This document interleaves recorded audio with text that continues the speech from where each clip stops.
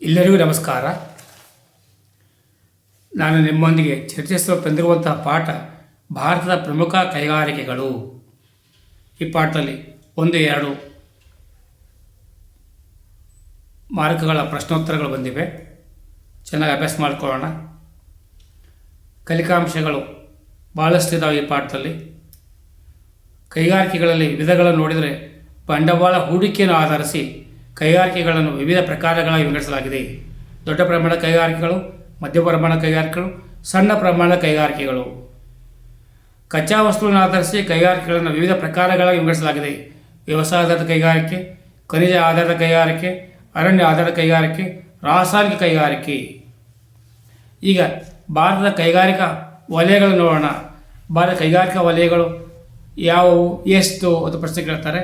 ಭಾರತದಲ್ಲಿ 8 ವಿಧದ ಕೈಗಾರಿಕಾ ವಲಯಗಳಿವೆ. ಅವುಗಳು ಈ ಕೆಳಕಂಡಂತೆ ನಾವು ನೋಡಬಹುದು. 1 ಹೂಗ್ಲಿ ಪ್ರದೇಶ, 2 ಮುಂಬೈ ಪುಣೆ ಪ್ರದೇಶ, 3 ಅಹಮದಾಬಾದ್ ವಡೋದರ ಪ್ರದೇಶ, 4 ದಾಮೋದರ ಕಣಿವೆ ಪ್ರದೇಶ, 5 ದಕ್ಷಿಣ ಕೈಗಾರಿಕಾ ಪ್ರದೇಶ, ನ್ಯಾಷನಲ್ ಕ್ಯಾಪಿಟಲ್ ಪ್ರದೇಶ, ವಿಶಾಖಪಟ್ಟಣಂ ಗುಂಟೂರು ಪ್ರದೇಶ, ಕೊಲ್ಲಂ ತಿರುವನಂತಪುರ ಪ್ರದೇಶ. ಕೈಗಾರಿಕೆಗಳ ಮೇಲೆ ಪ್ರಭಾವ ಬೀರುವ ಅಂಶಗಳು ಯಾವುವು? 3 ಮಾರ್ಕ್ಸಿಗೆ ಅತಿ ಸುಲಭ ಪ್ರಶ್ನೆ ಕೇಳ್ತಾರೆ. ಯಾವುದೇ ಕೈಗಾರಿಕೆ ಇರ್ಬೋದು, ಆದರೆ ಕೈಗಾರಿಕೆ ಬಳಸುವ ಕಚ್ಚಾ ವಸ್ತುವಿನ ಪದವನ್ನು ಬದಲಾಯಿಸಿಕೊಂಡ್ರೆ ಉತ್ತರ ಎಲ್ಲದಕ್ಕೂ ಒಂದೇ ಸಮನಾಗಿರ್ತದೆ. ಅಭ್ಯಾಸ ಮಾಡಿಕೊಂಡ್ರೆ ಅತಿ ಉತ್ತಮ. ಒಂದನೇದಾಗಿ ಕೈಗಾರಿಕೆಗಳ ಸ್ಥಾನೀಕರಣ ಮೇಲೆ ಪ್ರಭಾವ ಬೀರುವ ಅಂಶಗಳು ಅಂದರೆ ಕಚ್ಚಾ ವಸ್ತುಗಳು, ಶಕ್ತಿ ಸಂಪನ್ಮೂಲಗಳು, ಮಾರುಕಟ್ಟೆ, ಸಂಚಾರ ಸೌಲಭ್ಯ, ಕಾರ್ಮಿಕರ ಪೂರೈಕೆ, ಬಂದರುಗಳ ಸೌಲಭ್ಯ ಮೊದಲಾದ ಹಲವಾರು ಅಂಶಗಳು ಪ್ರಭಾವ ಬೀರುತ್ತವೆ. ಜೊತೆಗೆ ಸರ್ಕಾರದ ನೀತಿ ನಿಯಮವೂ ಇಲ್ಲಿ ಅಗತ್ಯ. ಭಾರತ ಪ್ರಮುಖ ಕೈಗಾರಿಕೆಗಳು ಯಾವುವು ಕೇಳ್ತಾರೆ.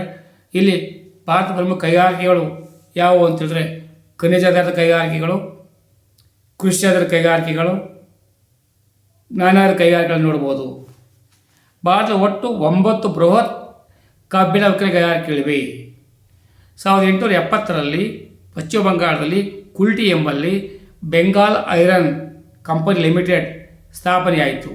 1907ರಲ್ಲಿ Tata iron and steel company ಜೆಮ್ಶೆಡ್ಪುರದಲ್ಲಿ, 1919ರಲ್ಲಿ the Indian iron and steel company ಪಶ್ಚಿಮ ಬಂಗಾಳದ ಬರ್ನಾಪುರ ಎಂಬಲ್ಲಿ ಉಕ್ಕಿನ ಸ್ಥಾವರ ಆರಂಭಿಸಿತು.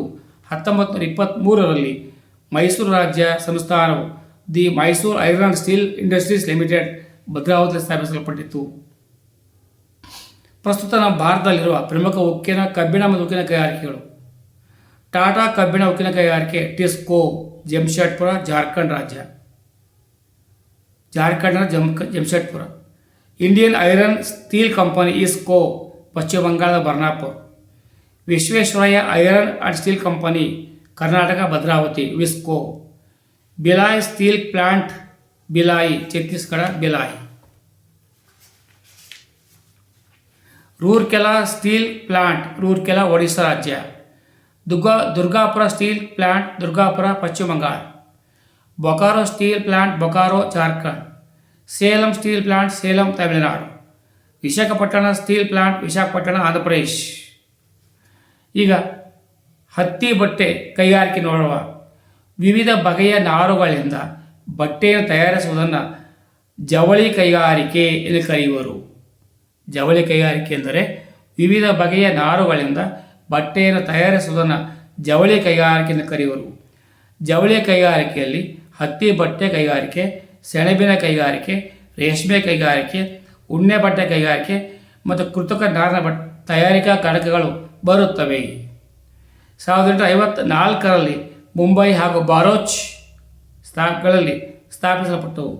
1951ರಲ್ಲಿ 378 ಹತ್ತಿ ಬಟ್ಟೆ ಕೈಗಾರಿಕೆಗಳನ್ನು ಹೊಂದಿದ್ದು, ಪ್ರಸ್ತುತ ಭಾರತದಲ್ಲಿ 175ಕ್ಕೂ ಹೆಚ್ಚು ಪಟ್ಟಣ ಮತ್ತು ನಗರಗಳಲ್ಲಿ ಈ ಹತ್ತಿ ಬಟ್ಟೆ ಕೈಗಾರಿಕೆಗಳು ಸ್ಥಾಪನೆಯಾಗಿವೆ. ಮಹಾರಾಷ್ಟ್ರ, ಗುಜರಾತ್, ತಮಿಳುನಾಡು, ಕರ್ನಾಟಕ, ಉತ್ತರ ಪ್ರದೇಶ, ಮಧ್ಯಪ್ರದೇಶ ರಾಜ್ಯಗಳಲ್ಲಿ ಹತ್ತಿ ಬಟ್ಟೆ ಕೈಗಾರಿಕೆಗಳು ವಿಸ್ತಾರವಾಗಿ ಹೊಂದಿರುವುದನ್ನು ಕಾಣಬಹುದು. ಅತಿ ಹೆಚ್ಚು ಹತ್ತಿ ಗಿರಣಿಗಳಿರುವಂಥ ರಾಜ್ಯ ನಾವು ಹೇಳ್ತೇವೆ ಮುಂಬಯಿ.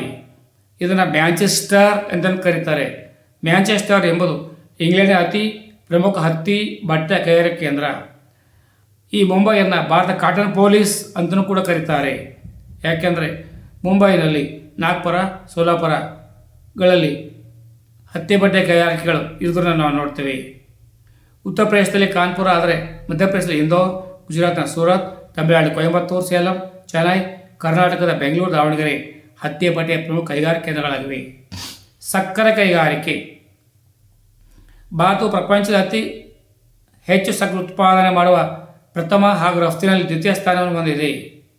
ಭಾರತೀಯರಿಗೆ ಪುರಾತನ ಕಾಲದಿಂದಲೂ ಸಕ್ಕರೆ ಉತ್ಪಾದನೆ ಮಾಡಲು ತಿಳಿದಿದೆ. ಕಬ್ಬು ಬೆಳೆಯುವ ಪ್ರದೇಶಗಳಲ್ಲಿ ಸಕ್ಕರೆ ಕೈಗಾರಿಕೆಗಳು ಕೇಂದ್ರೀಕೃತವಾಗಿ ಕಾಣುತ್ತೇವೆ.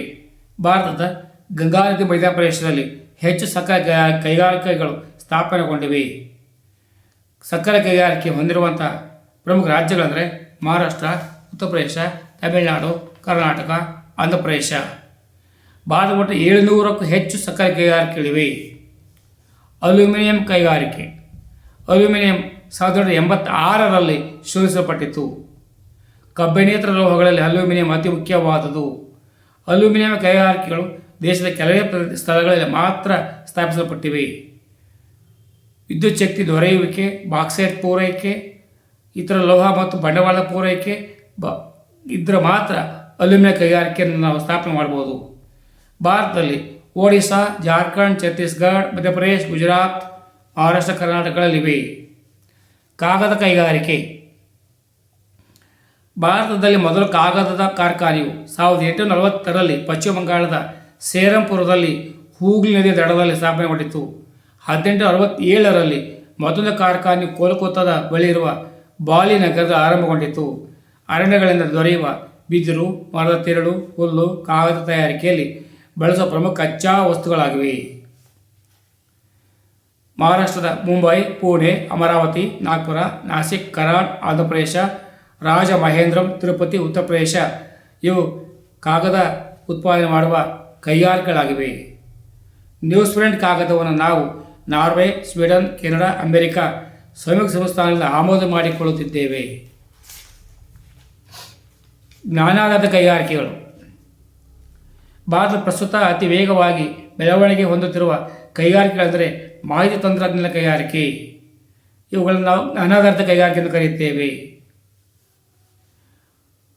IT information technology. ಭಾರತ ಸರ್ಕಾರವು ಸಾಫ್ಟ್ವೇರ್ ಉದ್ಯಮದ ಬೆಳವಣಿಗೆಯನ್ನು ಪ್ರೋತ್ಸಾಹಿಸಿ ರಫ್ತನ್ನು ಉತ್ತೇಜಿಸಲು ಸಾಫ್ಟ್ವೇರ್ ಟೆಕ್ನಾಲಜಿ ಪಾರ್ಕ್ಗಳನ್ನು 1991ರಲ್ಲಿ ಸ್ಥಾಪಿಸಿತು. ಕರ್ನಾಟಕ, ಮಹಾರಾಷ್ಟ್ರ, ತಮಿಳುನಾಡು, ಆಂಧ್ರ ಪ್ರದೇಶ, ತೆಲಂಗಾಣ ರಾಜ್ಯಗಳು ಈ ಉದ್ಯಮದ ಮೇಲೆ ಸಂಪೂರ್ಣ ಹತೋಟಿಯನ್ನು ಸಾಧಿಸಿವೆ. ಬೆಂಗಳೂರನ್ನು ಭಾರತದ ಸಿಲಿಕಾನ್ ಕಣಿವೆ ಅಂತಲೂ ಕೂಡ ಕರೆಯುತ್ತಾರೆ. Advance technology. ಜೈವಿಕ ತಂತ್ರಜ್ಞಾನ ಟೆಕ್ನಾಲಜಿ. ಭಾರತೀಯ ಸಂಶೋಧನಾ ಸಂಸ್ಥೆ research, Indian space research organisation. ಇಸ್ರೋದ ಮಾತು ಸಾಧನೆಗಳು. ಭಾರತೀಯ ರಾಷ್ಟ್ರೀಯ ಉಪಗ್ರಹ ವ್ಯವಸ್ಥೆ ಅಭಿವೃದ್ಧಿ. INSAT, Indian national satellite system. ಮೊದಲ ಪ್ರಯತ್ನದಲ್ಲೇ ಮಂಗಳ ಗ್ರಹವನ್ನು ತಲುಪಿದ ಮೊದಲ ರಾಷ್ಟ್ರ ಭಾರತ. ಈ ಸಾಧನೆಯ ಮೊದಲ ಕರ್ತೃ ಯಾರಪ್ಪ ಅಂದರೆ ಇಸ್ರೋ. ಚಂದ್ರನ ದಕ್ಷಿಣ ಧ್ರುವದ ಬಳಿ ಬಾಹ್ಯಾಕಾಶ ನೌಕೆಯನ್ನು ಇಳಿಸಿದ ಮೊದಲ ದೇಶ ಭಾರತ. ಈ ಸಾಧನೆಯ ಹಿಂದಿನ ಶಕ್ತಿ ಇಸ್ರೋ ಸಂಸ್ಥೆಯಾಗಿದೆ. ಚೆನ್ನಾಗಿ ಓದ್ಕೊಳ್ಳಿ, ಅಭ್ಯಾಸ ನೆರವಾಗಲಿ. ಪರೀಕ್ಷೆ ಯಶಸ್ಸನ್ನು ಸಾಧಿಸಿ. ಸರ್ವೇ ಜನರು ಸುಖಿನೋ ಭವಂತು. ಜೈ ಹಿಂದ್, ಜೈ ಕರ್ನಾಟಕ, ಜೈ ಭಾರತ್.